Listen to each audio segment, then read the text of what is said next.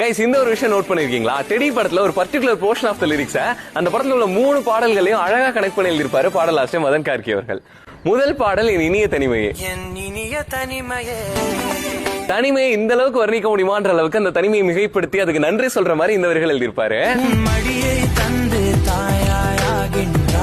So அப்படிப்பட்ட தனிமையில வாழ்ந்துட்டு இருக்க ஹீரோட வாழ்க்கையில அந்த டெடி பொம்மை வருது. அதை இவர் ஒரு தோழியா ஏத்துக்கிறாரு. சோ இந்த பாடல்ல ஒரு பர்டிகுலர் லைன் கவனிச்சீங்கன்னா, நீயும் எந்த தனிமையே அதை விட இனிமையே இதயச்சுவற்றில் இறைவன் வரையும் குறுநகை அப்படின்னு எழுதியிருப்பாரு.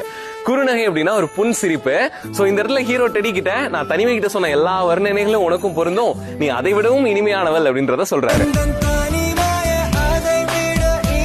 லாஸ்டா படத்தோட கிளைமேக்ஸ்ல அந்த டெடி இவனை விட்டு பிரிஞ்சு போகும்போது வரக்கூடிய பாடல் தான் மறந்தாயே மறந்தாயே மறந்தாயே. சோ இந்த பாட்டுல ஒரு பர்டிகுலர் லைன்ல தனிமையும் நானும் மீண்டும் ஒன்றாய் ஆனோம் மறுபடி சுருங்கிடும் உலகிலே அப்படின்னு எழுதியிருப்பாரு.